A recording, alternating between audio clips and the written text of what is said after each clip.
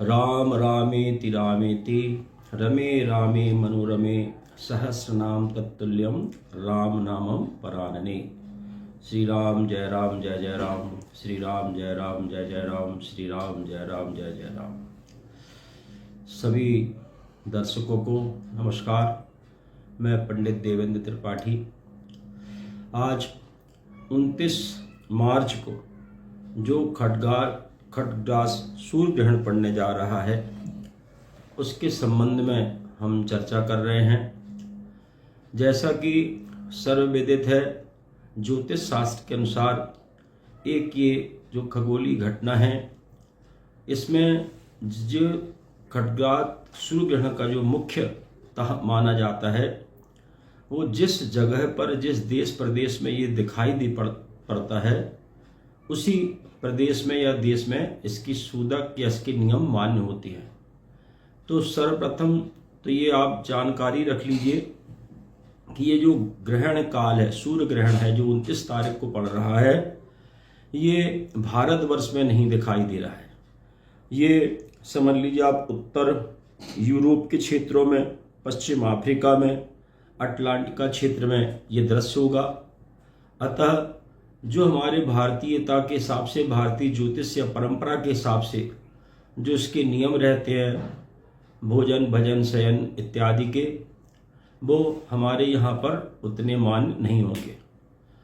अब इसके पश्चात बात आती है कि सूर्य ग्रहण के समय में ही हमारे हिंदू नववर्ष का भी शुभारंभ हो रहा है। जैसा कि सर्वविदित है कि चैत्र मास से हमारा नूतन वर्ष प्रारंभ होता है। तो इस नूतन वर्ष के आरंभ में ही 29 मार्च को जो सूर्य ग्रहण पड़ रहा है, तो और इसी प्रकार से 29 मार्च को ही शनिदेव जो विगत 2.5 वर्षों से कुंभ राशि में चल रहे थे, गोचर के अनुसार अब क्रमशः मीन राशि में प्रवेश करेंगे, जो 2.5 वर्ष तक उस राशि में रहेंगे। इसी तरीके से जो सूर्य की संक्रांति कही जाती है, तो विगत समझ लीजिए 15 तारीख से अपने आप पहले से ही मीन राशि में सूर्यदेव विद्यमान है। अर्थात आज हम आपको चर्चा कर रहे हैं या बताने जा रहे हैं कि अगर मीन राशि में जहाँ पर पहले से सूर्य ग्रह, शुक्र ग्रह, बुध ग्रह, राहु ग्रह विद्यमान है और 29 मार्च के बाद जब शनि ग्रह का भी प्रवेश उसी मीन राशि में होगा और इसके साथ ही ग्रहण भी रहेगा, सूर्य ग्रहण भी रहेगा, तो इन तमाम परिस्थितियों को से लोगों के मन में जो हमारी जो 12 राशि हैं, कहीं ना कहीं हम सभी लोग इन 12 राशियों के अंतर्गत ही और इन नवग्रह के अंतर्गत ही हम अपना जीवन यापन करते हैं। तो इसका प्रभाव हमारे जीवन में कहाँ कहाँ पड़ेगा, किन किन राशियों पर इसका शुभ और अशुभ प्रभाव पड़ेगा, इसके बारे में हम आपसे चर्चा कर रहे हैं।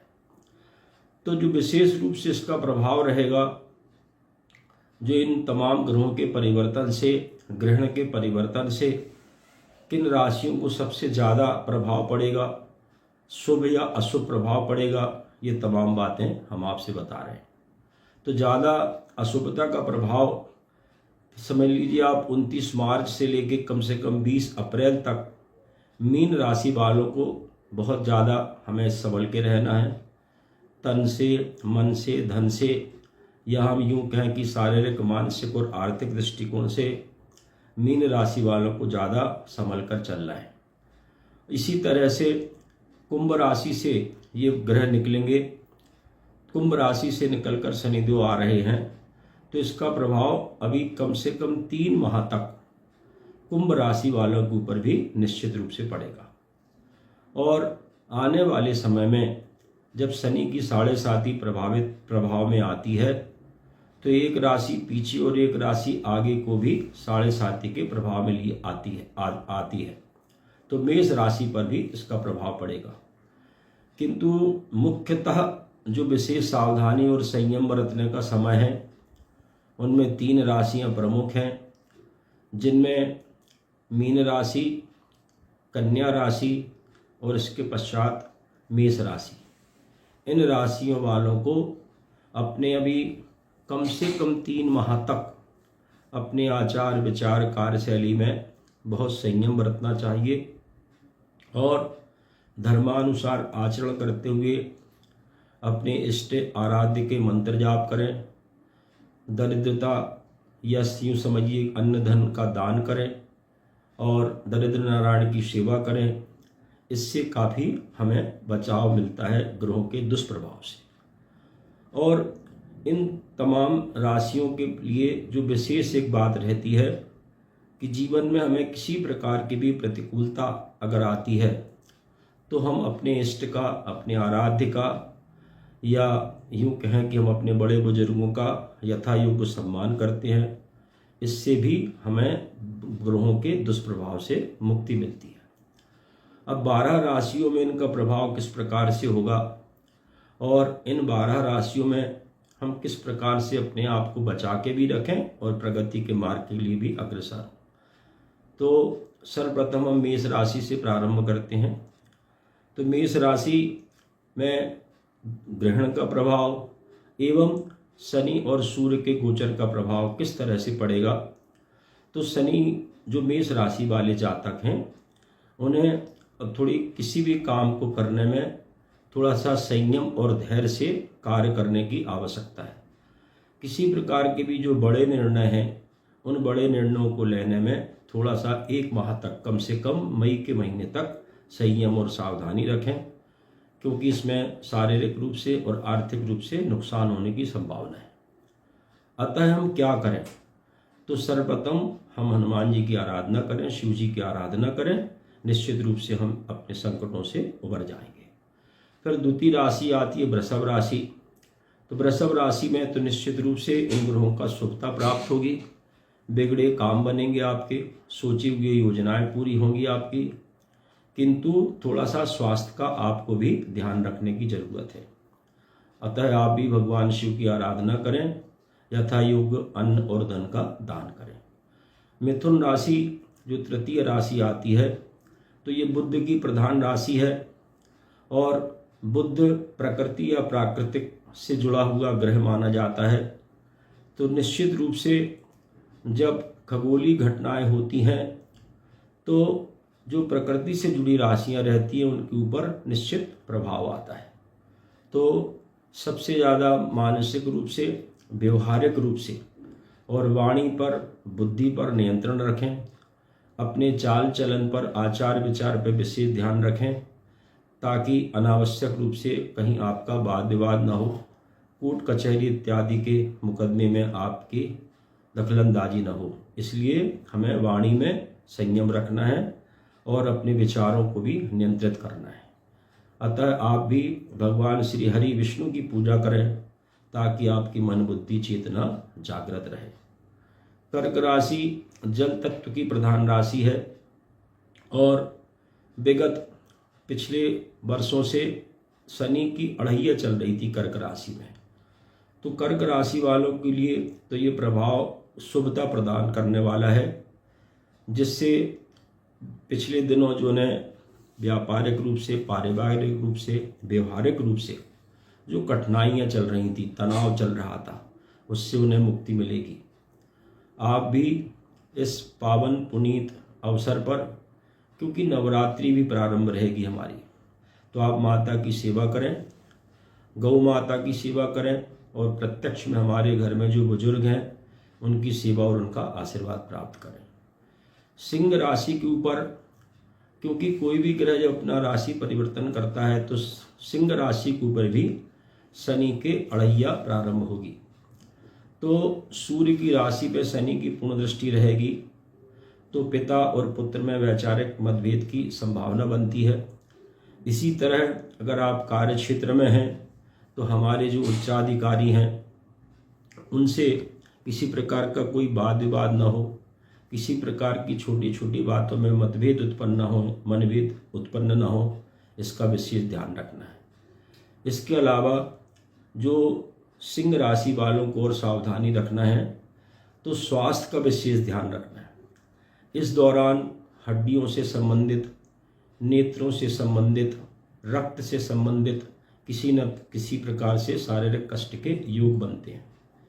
अतः आप प्रतिदिन सूर्य भगवान को जल अर्घ्य दें और साथ ही साथ महामृत्युंजय मंत्र का यथाशक्ति मंत्र जाप करें और निश्चित रूप से दरिद्री को अन्न और धन का दान करें।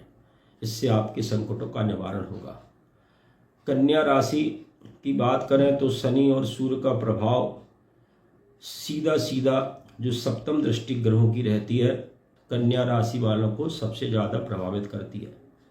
तो वर्तमान में मीन राशि और कन्या राशि 29 मार्च से लेके पूरे मई के महीने तक, विशेष करके 20 अप्रैल तक सीधे प्रभाव में रहेंगी।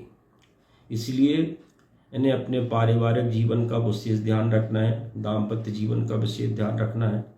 व्यापार, व्यवसाय और पार्टनर के साथ कुछ मतभेद हो सकते हैं, इसीलिए हमें बहुत संयम और धैर्य से ये समय निकालना है। मान अपमान की भी संभावनाएं रहती हैं, किंतु हमें इन ग्रहों के प्रभाव से, इन ग्रहों की अशुभता को दूर करके शुभता में परिवर्तन करने के लिए सबसे बड़ी ताकत भगवान शिव से हमें प्राप्त होती है। तो कहते हैं कि सकल अमंगल मैटन हारी, भावी मैट सकहीं त्रिपुरारी। अतः शिव की शरण में आप जाइए। आपने अगर गुरु मंत्र लिया है तो गुरु की शरण में जाइए, तो आपके ये विपत्ति का समय आपका कट जाएगा।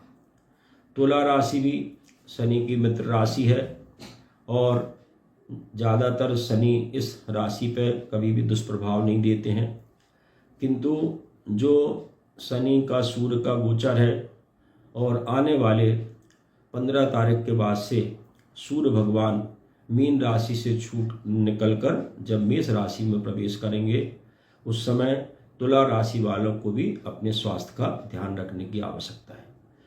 वृश्चिक राशि में भी शनि की अड़ैया प्रारंभ होगी, तो शनि की अड़ैया समाप्त होने की स्थिति में आ रही है। तो शनि की तो विशेष कृपा आशीर्वाद आपको प्राप्त होगी, किंतु थोड़ा सा मानसिक जो वेदना या मानसिक पीड़ा रहेगी उसका हमें ध्यान रखना है। आपको भी शिव आराधना करना है। धनु राशि वालों के लिए जो अड़ैया प्रारंभ होगी, तो धनु राशि वालों के लिए भी स्वास्थ्य का विशेष ध्यान रखना है, जिसमें शारीरिक रूप से जो अपन मसल्स पावर भी कहते हैं, मांसपेशियाँ इत्यादियों में खिंचाव, अपने मांसपेशियों में खिंचाव इत्यादि का विशेष ध्यान रखना है। और साथ ही साथ पारिवारिक दृष्टिकोण से भी हमें ध्यान रखने की आवश्यकता रहती है। अतः हम क्या करें, तो आप भी श्री हरि विष्णु का पूजन करें। अपने घर के कुल के देवी देवताओं के निमित्त जो भी उनकी पूजा अर्चना होती है वो करें आप। यानी मकर राशि और कुंभ राशि दोनों राशियों के लिए एक मिला जुला प्रभाव आता है। मकर राशि से शनि की 7.5 समाप्त होगी और कुंभ राशि की भी अंतिम चरण में रहेगी। तो यहाँ पर विगत 5 वर्षों से जिस प्रकार आप अपने कार्य को सुचारू रूप से चला रहे थे, किंतु कहीं ना कहीं मानसिक रूप से व्याधियाँ घेर रही थी आपको, आपके कार्यों में रुकावट आ रही थी, वो भी इस 29 मार्च के बाद से दूर होगी। और निश्चित रूप से शनि जाते जाते आपको अच्छा फल प्रदान करेंगे। अतः आप भी नियमित रूप से भगवान शिव की आराधना करें और दरिद्रियों को धन और अन्न का दान करें, अपने बड़े बुजुर्गों का सम्मान करें। इससे शनिदेव की कृपा भी आपको प्राप्त होगी और जो वर्तमान में जो ग्रहण पड़ा हुआ है उस ग्रहण से भी आपके कष्टों से मुक्ति मिलेगी। और जो मुख्यतः मीन राशि जिसके ऊपर सभी चीज़ें आके अभी केंद्रित हो गई हैं, उनके लिए विशेष सावधानी की आवश्यकता है। अब इस ग्रहों का शुभ या अशुभ प्रभाव आपकी जो जन्म राशि में शनि ग्रह, सूर्य ग्रह या अन्य ग्रह कहाँ कहाँ पर विद्यमान हैं, उनसे भी इस प्रभावित होती हैं राशियाँ। इसलिए जो संपूर्ण विश्लेषण है, तो व्यक्तिगत रूप से जब किसी व्यक्ति की हम जन्म पत्रिका विश्लेषण करते हैं, उसके आधार पे ही बहुत सटीक बात कही जा सकती है। किंतु आकाशीय सौरमंडल में जिस प्रकार ग्रहों का परिवर्तन होता है उसका प्रभाव निश्चित रूप से हम सभी लोगों की मन, बुद्धि, वाणी और कार्य में पड़ता है। अतः हमें इन तमाम 12 राशि वालों के लिए अगर इन दोनों तीनों कार्यों के संबंध में हम एक शुभ और अशुभता या अशुभता को शुभता में परिवर्तित करने के लिए अगर हम कोई उपाय समझें तो हमें 29 मार्च से लेके कम से कम संपूर्ण 15 मई तक का जो समय है हमें नियमित शिव जी को जलाभिषेक करें, विष्णु सहस्रनाम का पाठ करें या राम रक्षा स्तोत्र का पाठ करें, हनुमान चालीसा का पाठ करें और आपके गुरु के द्वारा प्रदत्त जो मंत्र है उस मंत्र का जाप करें और गौ सेवा करें। अपने बड़े बुजुर्गों का सम्मान करें, उनकी सेवा करें। निश्चित रूप से कितनी भी जीवन में अशुभता होगी आपकी वो शुभता में परिवर्तित हो जाएगी। जय श्री राम, जय श्री राम।